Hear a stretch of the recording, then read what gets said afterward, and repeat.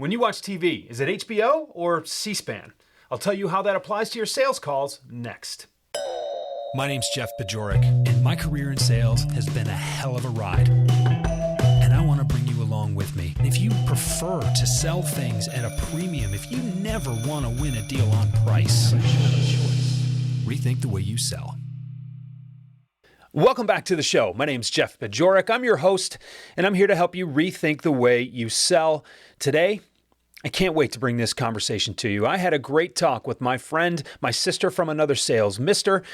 Jen Allen-Knuth. Jen heads up community growth at Lavender.ai. Lavender, not a sponsor of the program, but a tool that I recommend frequently to my friends and to my clients because I think it's really beneficial. I've used it myself, so go check that out. But I had this conversation with Jen actually when she was still the Chief Evangelist at Challenger, and she and I met about a year ago. We hit it off right away, and I knew her perspective was going to enrich your understanding of what it means to sell like you. So I can't think of a better conversation to share with you as the end of this season 4 of the Rethink the Way You Sell podcast. I'm going to have a few more thoughts to tie everything together after this conversation, but why don't we get right to it? I'll catch you on the other side. Sister. Brother.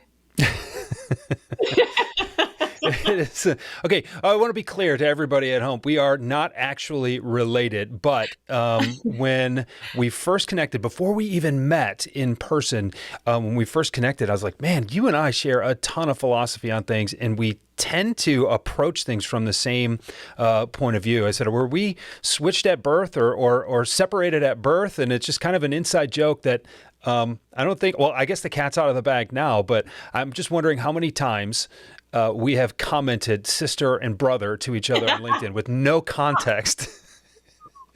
And I just wonder what people think. My favorite. That's my favorite. Sister, brother, and nothing else. Not great post, not I like this. It's just like sister. That's how I know I've got a good post. If I get a Jeff sister post on mine. It's a cryptic thumbs up is what it is. And, +1 for inside jokes. We have got lots to talk about, and I want to give you credit, props. We met actually the day before. We met in person the day before by happenstance in Chicago before we recorded, for your podcast. And if it would have been more serendipitous, we could have just pulled 2 microphones out right in that building and recorded right there. But we recorded on the Winning the Challenger Sale podcast, and there's a question that you asked me that I thought people were tired of hearing. I've since adopted it, so I'm going to turn the tables right around, and I'm going to ask you, what is your sales origin story? I'm in that club of never thought I was going to be in sales. Sales was icky. Sales was like the guy with the watches and his trench coat. I was so intimidated by it.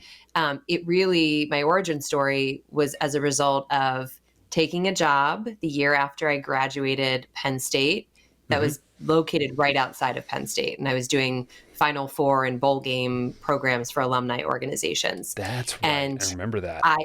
Yes. So I don't know if you've ever gone to college somewhere, then stayed an extra year. It's kind of like the person that's hanging out in the high school parking lot after they've graduated. Like you're like, oh, I'm a loser. I got to get out of here. So that was a big driver. I called one of my college roommates who had moved to DC and started working at this company, corporate executive board. I had no idea what it was. And she literally was like, Jen, you got to come here. It doesn't matter what they ask you to do it. Smart people, really cool things. Just get down here. So she referred me. I interviewed for an event manager job. And then they were like, actually, we're going to put you in account management, lowest level. And I just said yes, because I was just desperate to get out of Happy Valley. So I ended up working for an incredible woman named Jessie, who was an absolute star. And she changed for me the entire theory I had of what a salesperson looked and sounded like. And right off the bat, I knew I was like, I want to grow up to be Jessie one day. And that's what hooked me. Wow. So it was like a lot of people, I don't know about 99%. So far, there's a majority of my interview guests that have answered that question that, it wasn't their intention, but more people than I'm realizing actually intended to get into sales and have done so. So there are more of them. I would say us, except I'm in your camp. There are more of them than I originally realized. But what's interesting is the contextual shift. So what was it about Jessie that made you say, I want to be like her? Because I had a similar experience too. So Jessie, at the time I was in the program Corporate Executive Board was basically a company that sold annual subscriptions to best practice research to C-level executives. So I was placed in our marketing leadership council. We were selling to Fortune 500 CMOs. Right. And I didn't know anything about marketing. I went to school for recreation and park management. I knew how to play on the playground, which is something I don't tell a lot of people, but this is the brother-sister relationship. And so when I started, I was shadowing a lot of her calls and taking notes for her and things like that. And it was her force of presence, Jeff, when she got on the phone, I remember there was a time she was talking to, at the time, it was the CMO of Coca-Cola. I had no role on the call. I was a silent listener. I was nervous, right? I was just nervous being there. And she had this force of presence and this command of the conversation where she towed the line between being what I would have perceived as aggressive and not too passive in a way I'd never seen someone do it. And so as a result, what was really fascinating to me is how quickly she was able to earn the respect of someone very senior, and how flawlessly she did it. And I looked at that and I said, wow, that is a skill I just don't possess. And it's so magnetic. I'm so drawn to it. I just have to study her and I have to learn how she does this. And she was a phenomenal mentor and a phenomenal coach. And I really believe, had I not had her or someone like her, I probably would have exited sales quickly because I wasn't super drawn or motivated to be in sales. Yeah. It very much was watching her, admiring her, the way that she was commanding that presence, the way that she showed up in that call that drew me in right off the bat. Isn't that something? Because my mentor, when I finally got one, right before I was getting ready to leave selling altogether, similar kind of thing. I mean, just like the context shifted, all of a sudden you see something that is possible that you didn't see before. You see just the respect that they have. You see how generous they can still be. You see you kind of see between the lines of the matrix, right? Or the code in the matrix. And it's like, oh my gosh, this is what's possible? I had no idea.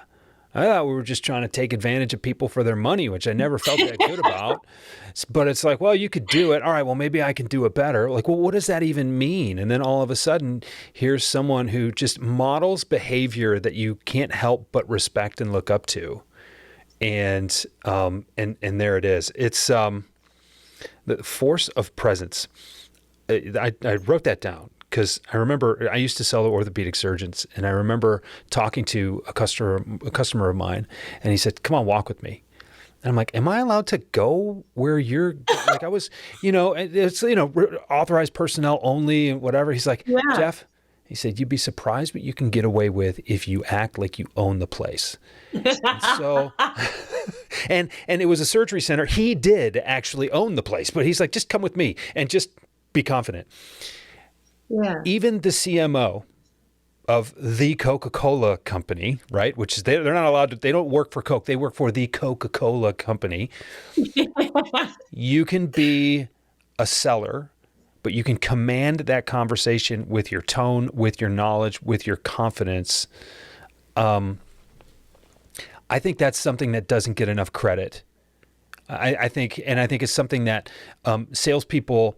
They're too structured, they're too focused, they're too regimented and templated to really have ownership. And it's kind of paradoxical, and I'll let you talk here. I want to know what you think about this in a second. We're taught to rehearse and rehearse and rehearse so that we can appear confident. But I think real confidence comes when you're willing to break script. What's your impression, your opinion on that? So I will tell you a very quick story. I absolutely subscribed to that, right? So about 6 months after I had started working with Jessie, she got an opportunity to go to the UK and run our office there. And of course she took it. It was an amazing opportunity for her. And I stayed behind, and I was, only 6 months into the job. I went to our managing director and I said, is there any way I could have Jessie's job? And she was like, you literally started 6 months ago. No, we're hiring externally. Just cover it for now, but temper yourself, right? And I was like, okay, fair. Like, you can't get what we don't ask for. But it took them so long that eventually it was like, I don't know, 4 or 5 months later, they hadn't found anybody. I went back to her and said, look, here's what I've been able to do with this territory. Could I keep it? Right. And she was like, okay, yes, right. You can do it. So I had that moment also shaped me a bit as well, in the sense that then I felt like I had to prove myself. And my interpretation of how I proved myself was go and sound like everybody else on the floor that was doing well. And so that was the script. That was the template. This was I'm going to have the perfect execution. It was all of those things you just talked about. And there was a meeting that I did with this woman, Sheila, at GE, one of the divisions of GE. And I remember it, I was sitting there and I was perfectly poised and I was saying all the things I was supposed to say. And she stopped me and she's like, what is it that you think about this subject? And I was completely thrown off guard, right? Because I'm like, this is not part of the rehearsal in my mind. What's happening? And she's like, look, like, I get the sense that you're actually pretty easygoing. You're an outgoing person. It just feels a little bit stiff. And I give her so much credit because the way I'm telling it might make her sound kind of rude. But what it was, is I think it was a woman who had far more tenure and experience looking at me saying, I want to help her. And I want to help her realize that this rehearsal mode of her is not what's going to make her amazing. And I mean, that was, back in 2005 or 2006. It was that long ago. That is how impactful that conversation was to me, because it completely changed how I showed up moving forward. It was probably the same time, might have been 2007, might have been winter 2007. I was in Chicago. I remember the restaurant I was at. We were at, of course, now I can't remember the name. It's in the South Loops, a little Italian restaurant. In Little Italy? No. La Scarola. We were at La Scarola in Chicago. One of the greatest off the beaten path restaurants you'll ever go to. And I was there with an orthopedic surgeon, and she was there with 3 of her residents. We were in town for a meeting. And this was someone who my boss had a better relationship with than I did, but she was in my territory, so I was calling on her and I was entertaining her and these residents. And shortly prior to that, I started reading this book, and I forget who the author is, but it was called Stop Telling and Start Selling. And it was really about bringing more of yourself to the conversation. So I just remember being lighter. I remember laughing more. I remember just kind of telling stories. And this is what I remember specifically. She stopped. After she laughed, she stopped. She said, "You're fun."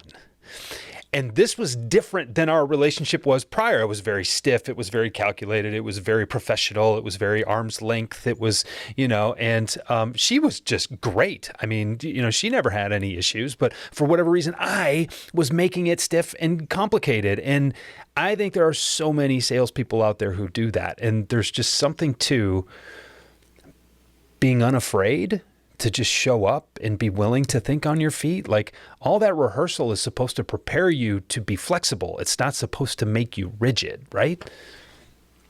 100%. I think, to me, it boils down to, in many cases, an insecurity or a fear of failure, right? Yep. Like, one of the toughest aspects, in my opinion, about sales is we form this belief that we lose things. Like, I lost that call. I lost that opportunity, right? And I had a manager, right? As a manager told me, he's like, Jen, you haven't won anything yet. So you can't actually lose it. You don't have it. So if you go into every call fearing that you're going to lose something, you are always going to show up like a robot. And he's like, you got to actually just go in and not worry about the outcome.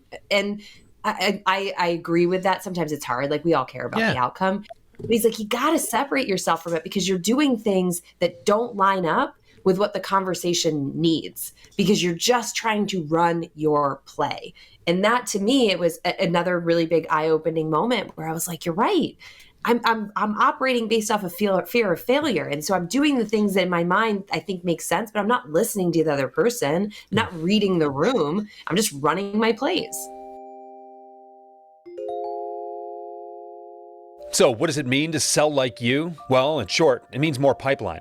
It means bigger deals that close faster and more often. It means more customer loyalty, so there's less churn. And it means a culture on your team where winning is expected and everyone's having fun. Now, if this sounds like something your team needs, go to jeffbajorek.com/services and find out how I use this approach to help teams like yours create world-class results. Now, back to the show.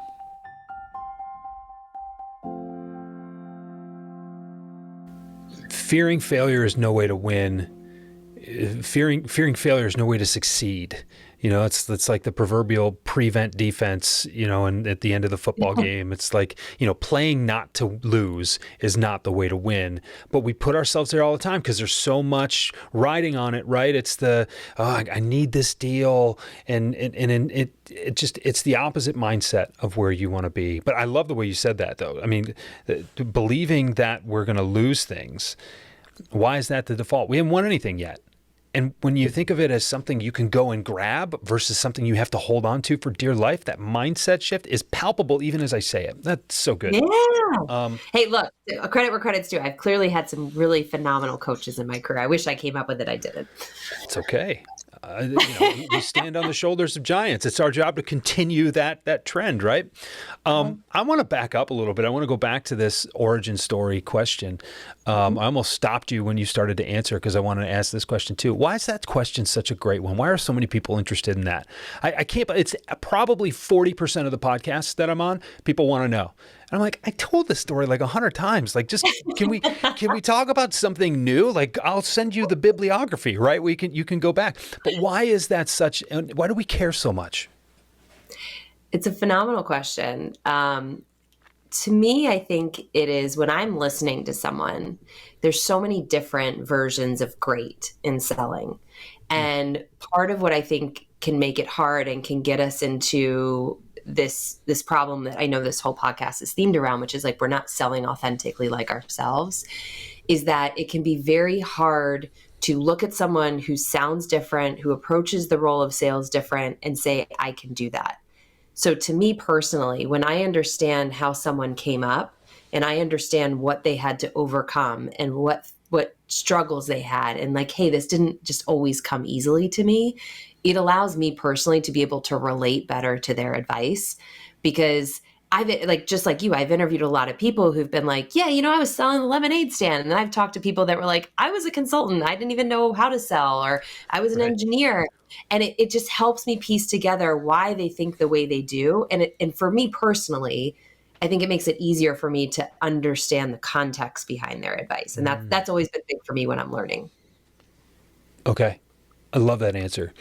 Yeah, you get to, I think when you start to paint the background a little bit, the foreground becomes a lot more clear. That's really good. All right. Or I'm gonna keep answering. I'm gonna keep asking the question then, because I like it too, and it's funny. It's like, how many times can I tell the same story? Here's the other thing. Every time I tell it, it's a little different too. So you kind of get the open mic night version of it, which is fun. So what did it mean then? And I wrote this down. This might end up being the title of the episode. There are so many different versions of great. When did you decide that you had to do it the way that you could do it? Because you're Jen, not Jesse. First couple letters are the same, but you're Jen, not Jesse. When did you decide that you needed to even, obviously you had all you had all the drive and the desire in the world, but it's still tough to break that mold, right? Like, what did it mean to you? What did you need to bring to the table that you were stifling? And do you remember when you made the decision to do that? I do. So it was actually right after that meeting with Sheila, because I looked back, it caused me to step back and reflect and say, do I actually have a serious connection with any of these customers? Like if I were to leave tomorrow, would they be like, well, okay, that's too bad, but who's our next person? And the answer to that was they probably wouldn't have cared, right? I wasn't forming deep connections. And so after that meeting with her, I sat and I reflected and I looked at the people inside of the business I was working for. And this is where I give this company a lot of credit. There were so many phenomenal people in this business. And I thought about what makes me think that hold that person in such high regard. And then I was comparing each of the people. And what I realized is everybody was totally different. The people I held in high regard, none of them had the same like brand, if I could use it like that. Sure. And so I sat back and I said, if I'm not in the room, what are the 3 or 4 or 5 words I would want someone to say about me if they were asked to say, like, who's this Jen person? And I realized, like, any great brand stands for something, right? Like if I say Nike or Apple, we all probably think the same thing. I wasn't standing for anything. And so I, at the time, and this has shifted over, over the years, but at the time, I said, okay, these are the 3 things I want people to think about me. And then I looked at how I was showing up. And I realized that I was completely not aligned with those things. So in my personal life, my friends, my family, my acquaintances would have all described me as like pretty witty. I've gotten less witty over the years, which is a bummer, but I was pretty witty, right? I was pretty like, we're coming back to that. Go ahead. I don't want to break your train of thought. We're going back to that though. We'll come back to it. I'll tell you exactly how I know I'm less witty. But like they would say, like, she's witty, she's sharp, like she's willing to like, go and engage in a really thoughtful debate, not in an aggressive way, but she's a smart chick. And then I'm looking at how I'm showing up at meetings and it's like, I'm super deferential and I'm a hard worker and I will get everything done. And it's like, that's forgettable. No one is going to pick up the phone and make me their first dial if that's how I'm presenting to them. Sorry, co-host feelings on it. That's okay. And so that exercise for me was really powerful. And now when I talk to, younger career sellers, I always ask them that question. And more often than not, they don't know the answer. So how can you be who you want to be? How can you be internally, externally with your customers if you don't even know what you stand for? It's true. Well, here's why it happens. Those are really big, scary questions that you don't want to answer because they require you to think. They require you to define yourself. And as soon as you decide, well, yeah, that's okay, I can change them later. Well, then it's like, well, if I can change them, then it's just arbitrary. And now I don't see the point of the exercise. And, having recently gone through what I am referring to as a professional identity crisis, I can tell you very, very, with a ton of certainty that is terribly difficult work. That is hellacious work to go through. But as soon as you know who you are, everything else kind of falls into place. That's what was that like? What was that hell like for you? Was it something you just recognized and then you had to put the pieces together? But did you actually have to go through and say, wow, who am I? I mean, I think I knew who I was. For me, the issue was bridging who I was in my personal life with who I was in my professional life. So I think at the time it was a little different for me because I already knew who I was in my personal life.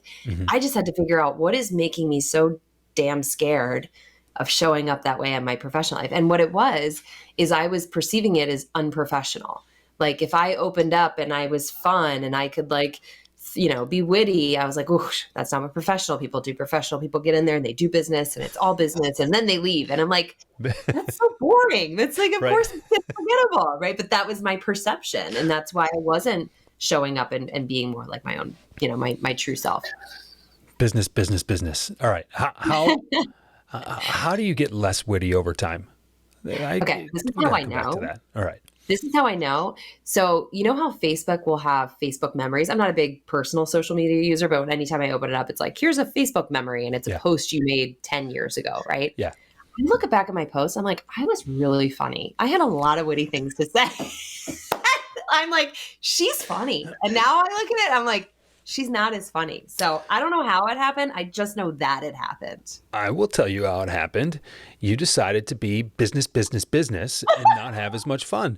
Because are you less witty with your friends? So are you less witty or are your posts less witty? Because you got to separate yourself from the social media, right? But I've never not had fun when I talk to you. I wouldn't say that you're not witty. I'm like jealous that you apparently used to be funnier than you are right now.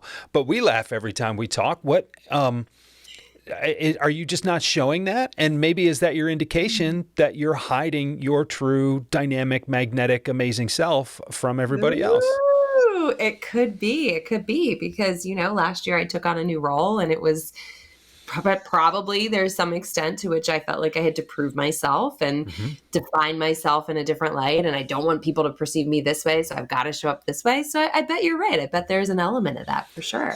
There's a ton of pressure. You are on a small list of people who I would associate with as being the face of their respective franchise.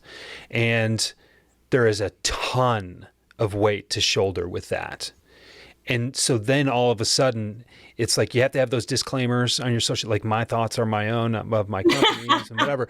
And so all of a sudden, when that's the narrative that plays in the back of your head, it's really easy for that to seep in. So I could totally see that.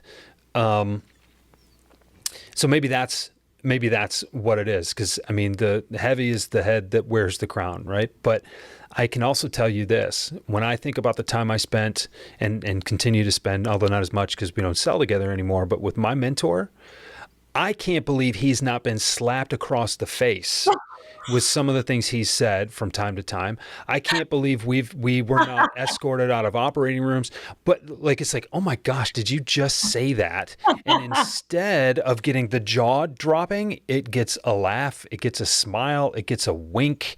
It's like, and HR is different than it was 15 years ago, but so some of it would get him escorted out, and he's grown with that and he's retired now. So it doesn't really have to be an issue, but that was one of the things I think that stands out most about my time spent selling with him was like, wow, you just said that.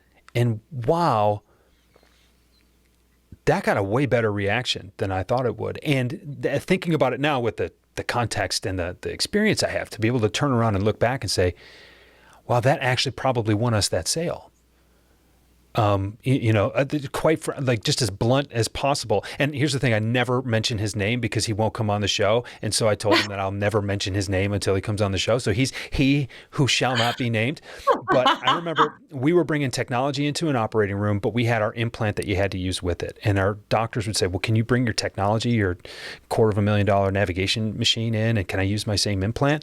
And he would look at the doctor and say, Doc, do you get paid when you do surgery? And the doc would say, yeah. And he's like, quite frankly, I only get paid when you open my boxes. So no. And I'm like shaking. I'm like, what are you? Because I'm getting commission on this deal too, right? I'm like, don't do. And yeah, that was the thing that got, and the doc would say, oh, yeah. All right, let's do this. And all of a sudden, that was literally the difference between winning or not winning that deal.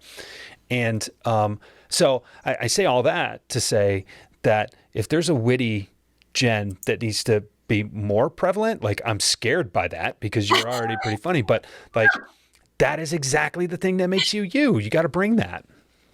Yeah, I think, and when you talk about that story, to me, it just oozes confidence. Oh, right. It's like, I'm not afraid to be who I am, and I'm going to say something witty. And again, at the end of the day, we're all human, right? So I think when we are so used to having these extremely professional interactions, I don't think it's a trade-off. You can be professional and fun and still be professional.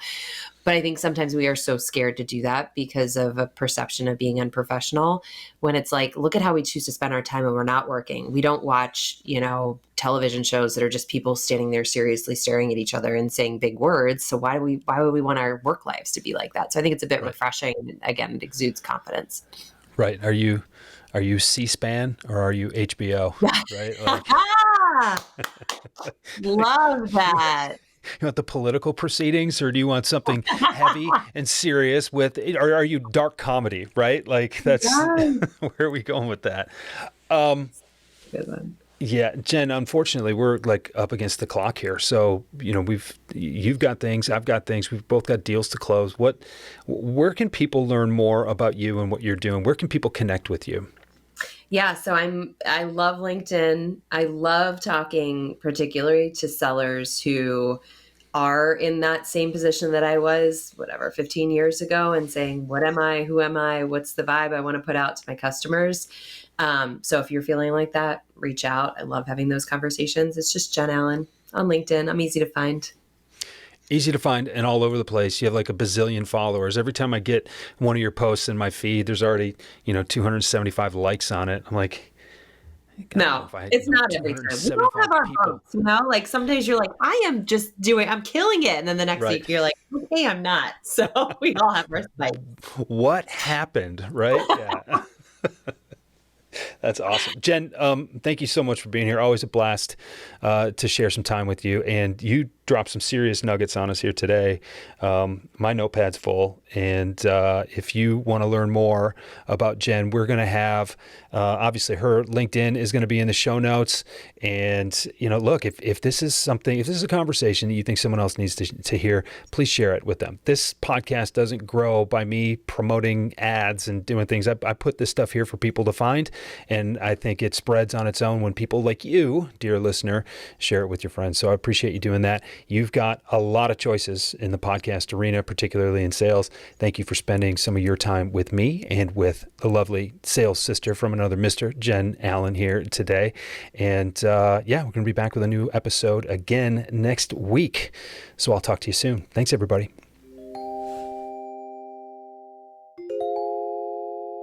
There are so many versions of great.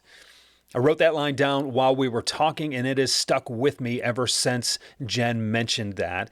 And that is the point. That is the point of season 4 of #SellLikeYou, if you will, is to get you to the point where you start to trust yourself. You don't make things easier when you stay stiff and rigid. You make them more difficult. You make it more difficult for you and your prospect to connect. And that makes it harder to create any tension. That makes it harder to create any context. That makes it hard to do everything in the sales process. And the irony is, you're trying so hard to do it right, you're keeping yourself from doing it at all. Next week, I'm going to dig into this concept of so many versions of great. I'm going to riff as one of the final episodes of this season. And then in a couple weeks, I'm going to give you the 7 steps to selling like you. But right now, I want to thank Jen Allen-Knuth for stopping by. Check her out on LinkedIn. Check out Lavender.ai. Both those links are in the show notes. You know where to find those. And I really appreciate you spending some time with us. This was a great conversation. I hope you took a lot from it. I hope you appreciated where my C-SPAN versus HBO little cold open came from. And I hope that gives you a little different idea for how you are approaching your sales calls. I'll talk to you again soon. Rethink the Way You Sell is a Pod About It production. It's mixed and edited by Doug Branson, with music by Blue Dot Sessions and Doug Branson. This podcast is masterminded by Jeff Bajorek.